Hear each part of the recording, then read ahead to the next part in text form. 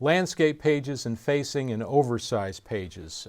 These are optional pages, but what many candidates do is use facing or oversized pages for very large tables and figures that they cannot fit normally on a page. So what you see on the screen here is a typical table that's too wide to be fitted horizontally, so they flipped it 90 degrees.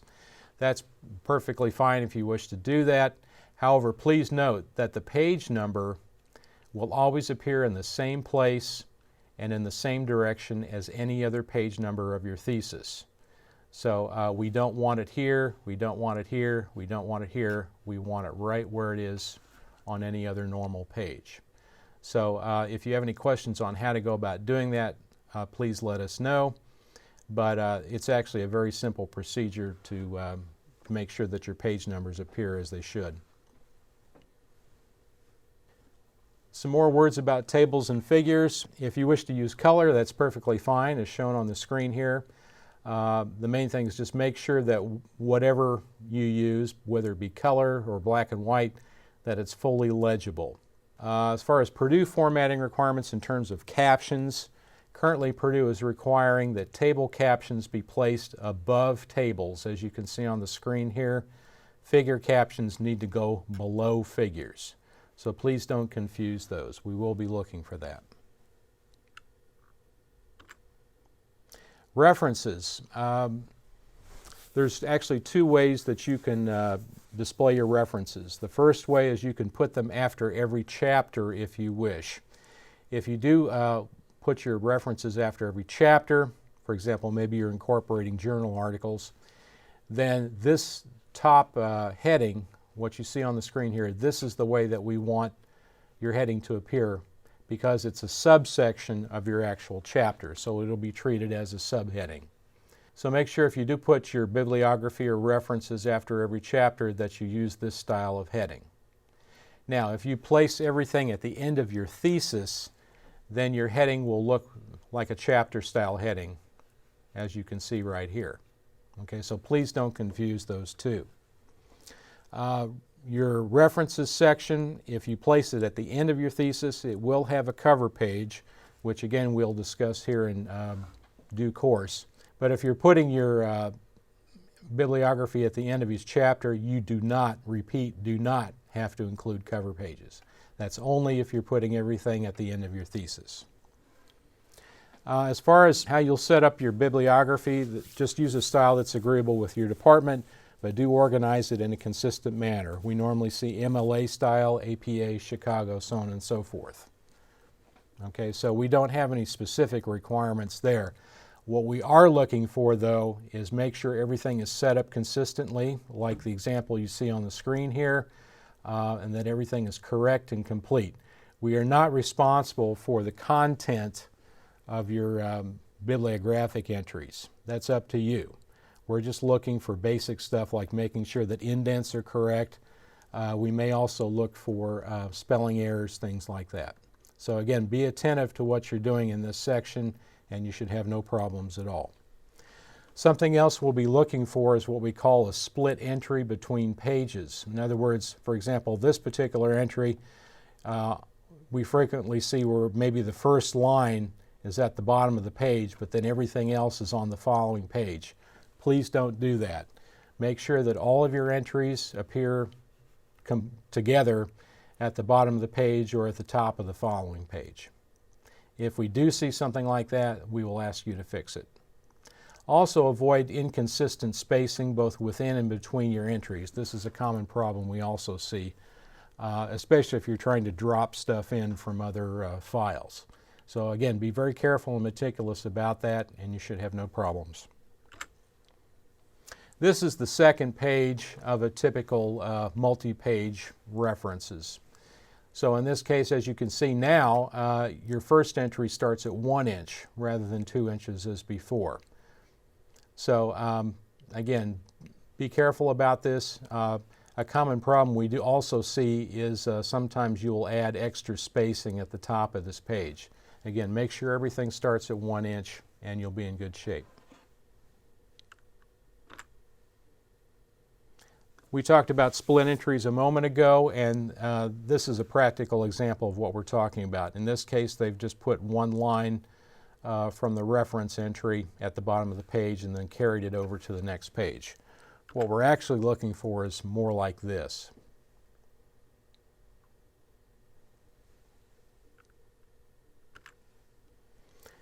Appendix and appendices, these are optional sections, but we do frequently see them.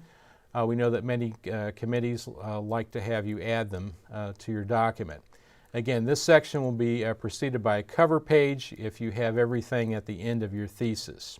We do occasionally see appendices after individual chapters, in which case they would be treated just like what we mentioned earlier with lists of references at the end of a chapter, where they're treated as subsections of your chapter. So in this case, it's kind of the same idea. This top heading is what you would have if you have multiple appendices. In other words, Appendix A, Appendix B, Appendix C, Appendix D. So if you have multiple appendices, they're going to be treated as subheadings. If you have just one large appendix at the end of your thesis, then it will be a chapter-style heading, as you see on the screen here. And we realize that it may be difficult sometimes to incorporate material in your appendices within the normal margins. Maybe you have an IRB letter or something like that that's very large. So what we say is you can adjust the margins as necessary in order to keep everything together on the same page. Try to meet the left-hand margin if at all possible. Again, this goes back to us asking you to keep your document in such a way that it can be downloaded and printed like a book. So as long as you meet that left-hand margin, anything else is negotiable as far as your margins are concerned.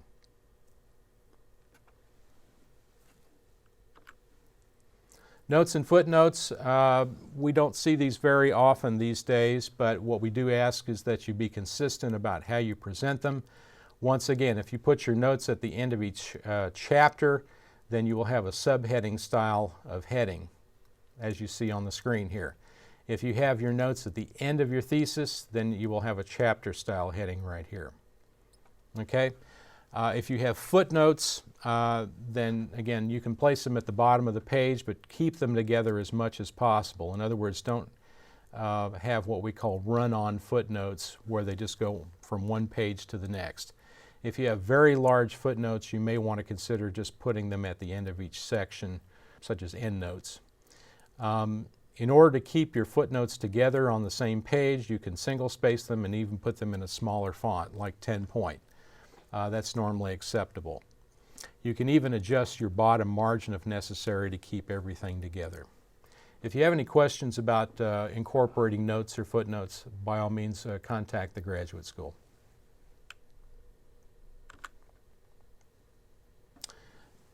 That being said, what you see on the screen here is a typical example of a footnote. This is more common in liberal arts theses that are submitted to us. In this case, you can see where they've single spaced it, they've put it in a smaller font, 10 point, and they've put it at the bottom of the page and tried to keep it together as much as possible. Again, you're not locked into this particular style, but again, be as consistent as possible according to your discipline requirement. But be as consistent as possible. Vita. These sections are currently mandatory for doctoral students, and they are optional for master's candidates. These sections will be preceded by a cover page, and since they're a major section, they will have a chapter-style heading, which is always VITA, regardless of whether you have a Curriculumvita style used or what we call a narrative style. What you see on the screen here is an example of a narrative style Vita, which is maybe 2 or 3 paragraphs. Basically says, this is where I came from, this is what I did at Purdue, and this is where I'm going. Okay? We ask that you avoid anything other than text. In other words, don't include photographs or what we call creative formatting. Just keep everything as similar to the rest of your thesis text as possible. That even goes for font size, and line spacing. you should try to match these as much as possible with what you use in the rest of your text. Definitely do not include any information in your Vita that you would not want to share with the rest of the world. We strongly advise against home addresses or even cell phone numbers, and we have had cases where candidates have even included social security numbers, which is definitely a no-no. So please avoid things like that. Don't state any more than you need to in your Vita. This is an example of a Curriculumvita style, which is also common in areas like liberal arts, English department, history, places like that. So again, try to make it match as much as possible with the rest of your text as you can. Again, note that even if you have a Curriculumvita, your heading in this section will always be just VITA, and that's what you'll use also in your table of contents. Cover pages. We've referenced these particular items on a number of occasions during our talk. Cover pages are just kind of holdovers from the old typewriter days. They're basically just divider pages that are still required under Purdue format. Note that these cover pages are only used for certain sections. Examples of this would be your references section, appendices, Vita, or publications. Please note that these divider pages or cover pages, they are not numbered and they are not counted. So our suggestion is the best thing to do is don't even worry about these pages until you have everything else done and the rest of your document is converted to PDF. At that time, then you can create these cover pages as individual PDFs and just insert them in the appropriate area of your thesis. We found if you work in Adobe, that way you will not create pagination problems, because that is a common problem that we see. Candidates try to insert these in their Word documents, and even though a page number might not actually appear on the cover page, it is still being numbered and counted in your table of contents. So for that reason, we suggest you just work as much as possible in PDF. That way you will not create pagination problems for yourself.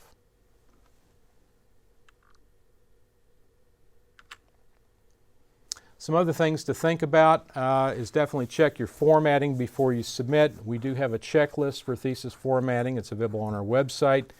If you use this checklist, it will probably identify easily about 90% of all the issues that we normally encounter when we do our reviews.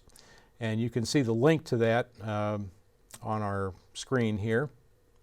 So again, if you're meticulous about what you're doing, if you use our checklist and the other tools available to you, you should have little, if any, trouble formatting your thesis. So let me leave you with some quick thesis rules of the road. Number one, during this process, expect the unexpected. Things are going to happen. Number two, don't take anything for granted. Don't assume anything. Don't rule anything in or anything out. If you want to do something unusual, all you need to do is ask us, and we'll certainly work with you as much as we can. We can't guarantee we'll approve it, but we certainly will consider it very carefully and try to accommodate you as much as we can.